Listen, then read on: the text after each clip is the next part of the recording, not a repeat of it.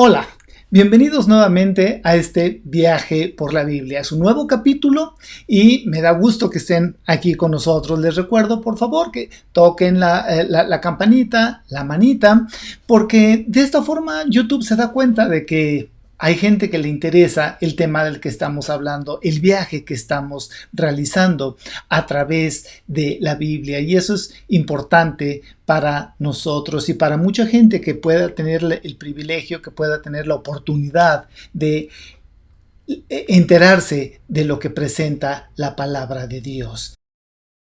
Hemos estado estudiando el Pentateuco y quedamos que esta es la primera sección del Antiguo Testamento y consta de 5 libros. Esos libros ya se los deben de saber ustedes, son el Génesis, Éxodo, Levítico, Números, Deuteronomio, y esta primer parte del Pentateuco es conocido por los judíos como la Torá. El día de hoy vamos a ver la tercera parte del libro del Éxodo y la última parte del Éxodo, que como aprendimos en el capítulo pasado, Éxodo significa partida o salida, ¿sí? Dios seleccionó un patriarca, a su familia, y de ellos formó una nación. Y con el paso del tiempo cayeron en cautiverio, pero Dios con gran y evidente poder los sacó de Egipto con todo su poderoso brazo. En la clase pasada también vimos que Moisés estuvo en el monte Sinaí por 40 días y 40 noches recibiendo instrucción directamente de Dios para hacer muchas cosas y sobre todo para conocer la forma en que Dios se quería relacionar con su pueblo y en particular sobre la forma correcta de adorar a Jehová. Entre ellas, Dios le indicó cómo hacer el tabernáculo. Pero ¿qué era el tabernáculo? Aquí tenemos una gráfica. Básicamente el tabernáculo era una carpa o una tienda. Esto era el tabernáculo, directamente dos espacios cerrados. Esto era el atrio y esto era la parte exterior. La gente entraba por aquí al atrio. Entonces, esta carpa, esta tienda era rectangular y medía unos 14 metros de largo por aproximadamente 4,5 de ancho. El armazón de la tienda fue hecho de tablas de madera de acacia recubiertas de oro puro, y el cielo raso consistía en una cortina de lino fino con bordados de figuras de querubines en azul, púrpura y carmesí. Eso dice la Biblia en Éxodo 26. Y había 3 cubiertas sobre las tablas o el cielo raso, o sea, esta parte estaba cubierta. La primera, la interna, era de lino fino, muy fino, color blanco. Y recordar que el color blanco era bien complicado para esa época. La que le seguía hacia afuera era una cubierta hecha de tela de pelo de cabra teñida de rojo. Y la exterior, la que estaba directamente con la intemperie, era de pieles, posiblemente de tejón. La tienda se dividía en 2 cámaras. La primera era el lugar santo. Este era la primera, por aquí entraban los sacerdotes, era el lugar santo. Y la segunda cámara, que solamente se podía entrar por aquí, era el lugar santísimo. Y entre estos 2 lugares, entre el santo y el santísimo, había un gran velo, esta línea rosa, un gran velo grueso de lino con dibujos de color azul, púrpura y carmesí. Y el lugar santísimo, este lugar, tenía forma de cubo, era perfectamente armónico y oscuro, no había luz ahí adentro más que la que generaba la misma presencia de Dios. En torno a la tienda estaba el atrio o patio y estaba cerrado y su perímetro eran de unos 140 metros con una entrada de 9 metros más o menos hacia el este. Entonces la gente entraba, no tenía puertas, sino que estaban así, digamos, las 2 cortinas, y entonces la gente entraba del lado. ¿Ok? En el atrio había 2 elementos: el altar del holocausto, que estaba ubicado cerca de la puerta, y la fuente de bronce o lavacro situada entre el altar y la puerta de la tienda principal del lugar santo. Este era el tabernáculo y de otra forma lo tenemos así. Esto está en el capítulo 25, 27, 29, 31, etc. Lo tenemos en Éxodo. Esto era la parte exterior, este es el atrio, esta era la puerta. Teníamos aquí el altar y aquí la fuente. Y en el lugar santo teníamos varios elementos que ahorita los vamos a ver. Y aquí al fondo era el lugar santísimo. Ok, entonces, y tenemos los tres niveles, las tres cubiertas. Muy bien, Dios pidió al pueblo una ofrenda. Ofrenda es una dádiva o un servicio en muestra de gratitud o de amor. Esto es, el tabernáculo fue construido con las ofrendas voluntarias del pueblo. ¿Se acuerdan que cuando salieron de Egipto, Dios le dio gracia al pueblo? Y la Biblia dice que los egipcios les dieron cosas a los judíos, eran sus esclavos, pero con tal de que ya se fueran, les dieron cosas. Y dentro de esas cosas, los pueblos de Israel despojó a los egipcios y llevaban un montón de cosas. Y entonces con esas cosas el pueblo de Israel dio ofrenda voluntaria para la construcción del tabernáculo. Dios deseaba ver si el corazón del pueblo de Israel estaba dispuesto a acercarse a Dios, a traer cosas. Nadie fue forzado a entregarle cosas materiales y no debía de haber obligación de ninguna clase, excepto la que nace del amor y de la gratitud a Dios. Y de la misma forma que el pueblo de Israel ofrendó para construir este impresionante tabernáculo, así también el cristiano ofrenda para que el evangelio, la palabra de Dios, el tesoro que nosotros tenemos, sea llevado a más gente.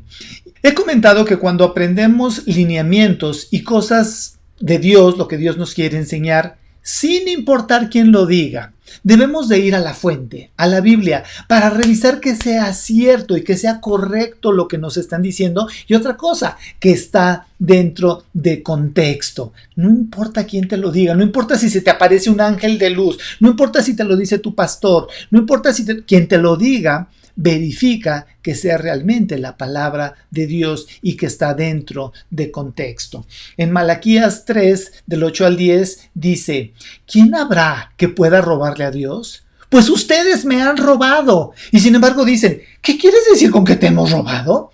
Pues me han robado en sus diezmos y en ofrendas. Malditos sean todos ustedes, porque como nación me han robado. Entreguen completos los diezmos en mi tesorería y habrá alimento en mi templo. Con esto pueden ponerme a prueba y verán si no les abro las ventanas de los cielos y derramo sobre ustedes abundantes bendiciones. Lo digo yo, el Señor de los ejércitos. ¡Wow! ¡Qué reprimenda! Y eso está en el Antiguo Testamento. Pero vamos a ver ahora qué dice el Nuevo Testamento. Y vamos a ver el Evangelio de Lucas. Y aquí habla básicamente de la vida de Jesús. Y Jesús estaba observando a los ricos que depositaban sus ofrendas en el arca del templo. Y vio que una viuda muy pobre depositaba allí 2 moneditas de poco valor. Entonces dijo: en verdad les digo que esta viuda pobre ha echado más que todos estos, porque todos aquellos ofrendaron a Dios lo que les sobraba, pero ella puso en su pobreza todo lo que tenía para su sustento, o sea que porcentualmente dio mucho más. Y entonces, con base en los 2 versículos que acabamos de leer del Antiguo y del Nuevo Testamento, hay varios puntos que me gustaría tocar, que me gustaría reafirmar. Primero, debemos, y note si dije debemos, obligación, dar ofrendas a Dios. Porque, ojo, todo lo que tienes proviene de Dios. Dios te dio tu negocio. Dios te dio la empresa para la que trabajas. Dios te dio la habilidad para trabajar en estos lugares. Entonces, Dios es el que genera el recurso. Dios es el que te da inteligencia, capacidad, salud para trabajar, para generar recursos y dinero. ¿Ok? Entonces, todo lo recibimos de Dios. Dios desea un corazón dispuesto a diezmar y ofrendar. Esto es, a reconocer que lo que tienes lo has recibido y lo has recibido de alguien, y ese alguien claramente es Dios. Si el creyente, si el cristiano deja de diezmar y ofrendar deja de ofrendar, simple y llanamente, de acuerdo con el versículo leído, está robando a Dios. ¡Sas! Estás robando a Dios al no dar tus diezmos, tus ofrendas. Dios ama al dador alegre. Dios ve el corazón, Dios ve tu corazón y ama al dador alegre. Dios promete que va a derramar bendición hasta sobreabundar al que diezma y al que ofrenda. Y ojo, no te está prometiendo o no nos está prometiendo que nos va a hacer rico. Dios nos promete bendición. Dios nos promete que vamos a ser felices y vamos a ser agradecidos con lo que tenemos. Y tal vez no estamos preparados para ser millonarios, para tener un Mercedes o para tener una empresa. Pero con lo que tenemos, Dios nos va a permitir dormir en paz y poder confiar que Él tiene control de nuestras finanzas. Y nos va a dar un corazón alegre, convencido, agradecido. Dios espera que ofrendemos siempre, incluso cuando no nos sobra dinero. Cuando estemos en esa situación de dificultad económica, el Señor estará atento a nuestras necesidades. Pero aquí lo importante, Dios quiere ver tu corazón, quiere ver tus actitudes. Dios no toma más en cuenta la ofrenda de los ricos, porque sea mucho, que la ofrenda de la viuda, que fue poquito. Dios ve tu corazón. Y es algo que yo insisto y que se los puse ahí por escrito y ha estado todo el tiempo. Dios ve el corazón, Dios ve qué es lo que pensamos, cómo maquinamos, cómo pensamos. Cuando damos un poquito para ver cuánto recibes, ya hay interés de por medio. Pero cuando damos porque sabemos que hemos recibido de Dios las cosas, es cuando Dios realmente abre las ventanas de los cielos y derrama abundantemente hasta que sobreabunda. Regresamos a la parte del tabernáculo. ¿Cuáles eran los propósitos del tabernáculo? Vamos a ver tres principalmente. El primero era proporcionar un lugar visible donde Dios moraría entre su pueblo. Sí, Dios sabe que nosotros necesitamos, nos es complicado tener un Dios invisible, un Dios que no lo podemos palpar, no lo podemos ver. Entonces, el tabernáculo era ese lugar visible donde Dios moraría entre su pueblo. Y eso está en estos versículos, en Éxodo y en Números.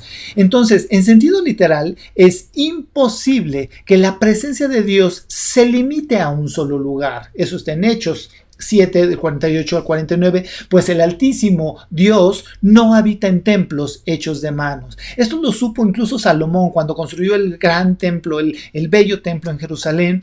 Dios no cabe en un templo hecho por humanos, por mucho oro, por muchas cosas, pero la presencia de Dios va y estaba en ese lugar.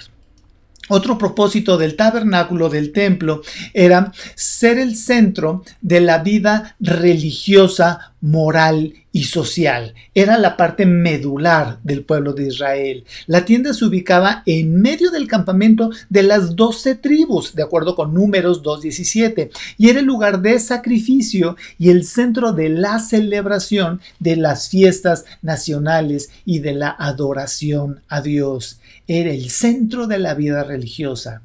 ¿Es Dios el centro de tu vida? ¿O nada más ocupa un cachito, un lugar pequeño? Otro propósito era que representaban las grandes verdades espirituales que Dios deseaba grabar en la mente humana, tales como su majestad, su santidad y su proximidad, así como la forma correcta de acercarse a un Dios santo. Eso eran los propósitos del tabernáculo, de un templo visible, de un templo palpable. Entonces, los objetos y ritos del tabernáculo también prefiguraban las verdades o las realidades cristianas. Aquí en Corintios 3:16 dice, ¿no saben que ustedes son el templo de Dios? Ustedes físicamente son el templo de Dios y que el Espíritu de Dios habita en ustedes. ¡Wow! Dios vive en nosotros.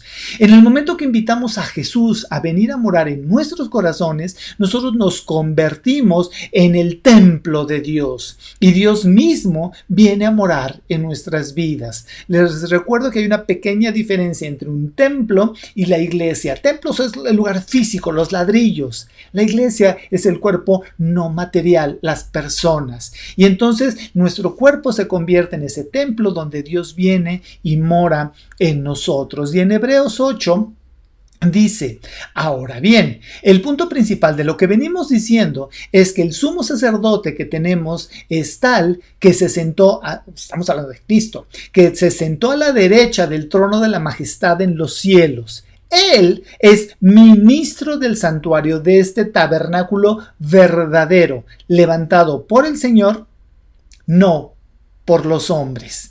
Ese es nuestro Señor Jesucristo. Y Jesucristo es el sumo sacerdote de la iglesia de Dios. Y la iglesia de Dios está conformada por todos los creyentes. Insisto, nosotros las personas somos la iglesia de Dios. El templo es el lugar físico y nuestro cuerpo es el templo donde habita el Espíritu de Dios. Entonces, ¿se acuerdan que les dije? Estaba el tabernáculo exactamente en medio de las 12 tribus de Israel. Y mientras ellos estuvieron en el desierto, estaba una columna y la presencia física de Dios en esa columna de fuego. La gloria mayor del tabernáculo no se encontraba en las magníficas bordadas cortinas que eran muy anchas, etcétera, ni en el oro, ni en la plata, sino en la presencia del Dios viviente, en medio de la oscuridad del lugar santísimo. Ahí estaba la presencia de Dios y ahí estaba la gloria del tabernáculo. Esa era la importancia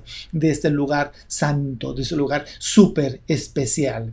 En Primera de Corintios dice: porque ustedes han sido comprados. El precio de ustedes ya ha sido pagado. Por tanto, den gloria a Dios en su cuerpo y en su espíritu, los cuales son de Dios. Y de aquí hago un brevísimo paréntesis: la importancia de conservar nuestros cuerpos físicos bien, de que estén adecuados. Somos la imagen de Dios, no la imagen física tal cual, somos la imagen espiritual, pero Dios nos ha dado este cuerpo, lo debemos de cuidar, lo debemos de nutrir.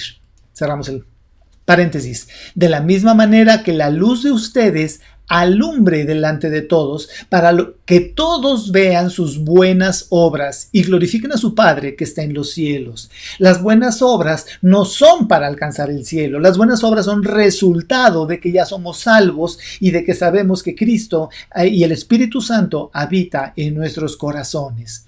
Hagamos una oración pidiendo al Señor que nos fortalezca para que continuamente lo podamos glorificar por medio de nuestras acciones y pensamientos, para que otra gente pueda glorificar a Dios al ver nuestras buenas obras. El propósito, e insisto, el propósito de que Dios tiene para nosotros es que seamos testimonio y que los demás, al vernos a nosotros, al ver las buenas obras, resultado de que somos hijos de Dios, les llamen la atención y la gente pueda valorar y decir: yo quiero ser como Él es. El libro de Éxodo es un libro muy interesante, nos habla de cómo Dios se manifiesta entre su pueblo, y el libro de Éxodo termina con el cumplimiento de la promesa de Jehová: habitaré entre los hijos de Israel y seré su Dios.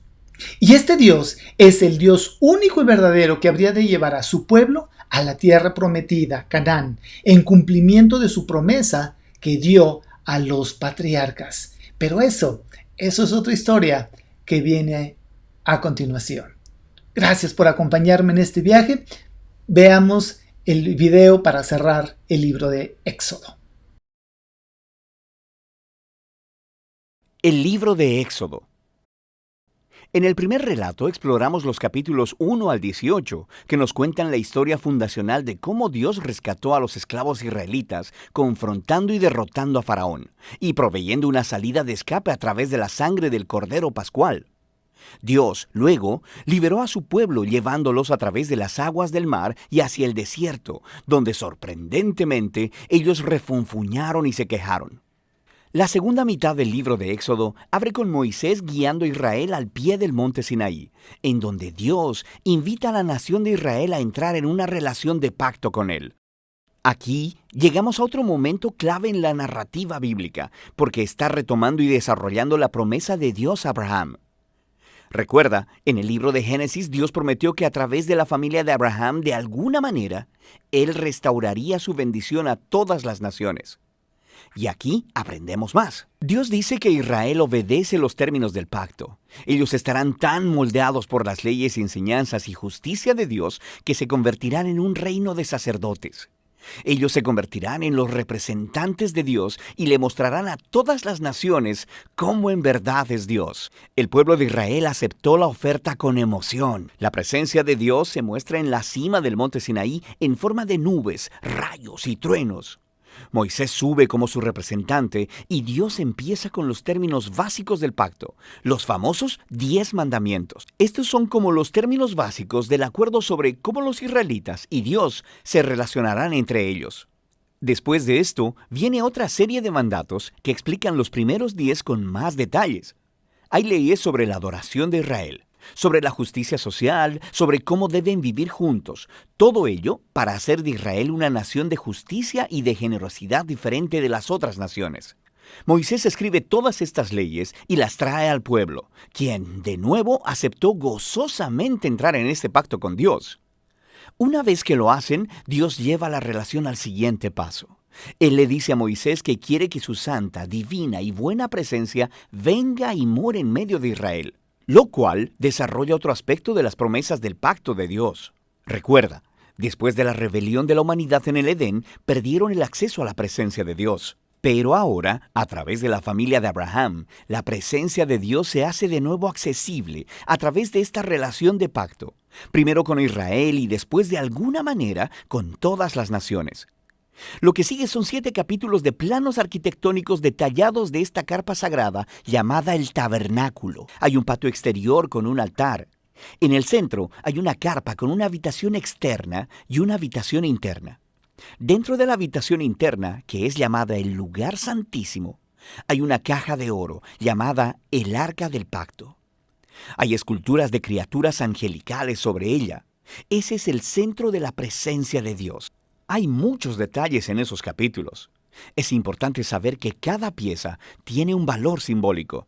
Todas las flores, los ángeles, el oro y las joyas son un eco del jardín del Edén, el lugar donde Dios y los humanos vivieron juntos en intimidad.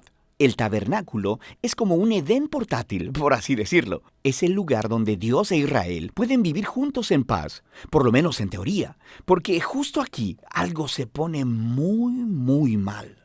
Israel rompe el pacto. Mientras Moisés está en la cima de la montaña, recibiendo los planos para el tabernáculo, abajo en el campamento, los israelitas están perdiendo la paciencia.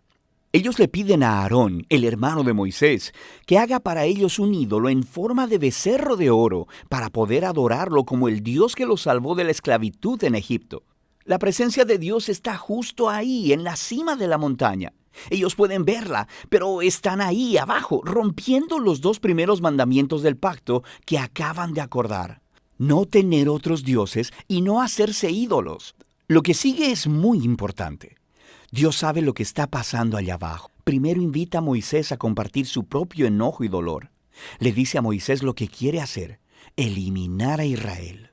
Pero Moisés intercede apelando al carácter de Dios. Él dice, primero que nada, destruir a Israel significaría retractarte de tus promesas, del pacto con Abraham. Y luego, Moisés apela a la reputación de Dios entre las naciones. ¿Qué pensarán si ven que destruyes a tu propio pueblo? Dios acepta la intercesión de Moisés y desiste, aunque sí aplica juicio sobre aquellos que instigaron a la idolatría. Él perdona a la nación completa y promete renovar su pacto. Es en este punto de la historia que Dios, por primera vez, le describe a Moisés su propio carácter. Él dice, el Señor es compasivo y clemente, lento para la ira y grande en su fidelidad al pacto.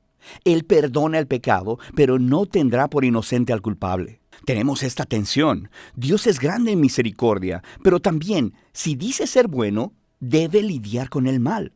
Sobre todo, Dios es fiel a sus promesas, aunque esto signifique que sabe que se está comprometiendo con un pueblo que le es completamente infiel. Después de renovar el pacto con Israel, Dios manda a Moisés a construir el tabernáculo. Una vez más, tenemos 5 largos capítulos describiendo en detalle la construcción del tabernáculo. Todo se une en el capítulo final, cuando el tabernáculo es terminado. La divina y gloriosa presencia de Dios viene y se posa sobre la carpa, y nuestras esperanzas son altas. Moisés se dirige hacia la carpa para entrar, y no puede hacerlo. En realidad, no puede entrar, y es así como termina el libro. Es realmente sorprendente, pero no tanto si te pones a pensar. Ahora puedes ver hasta qué punto el pecado de Israel ha dañado su relación con Dios en más formas de las que imaginamos.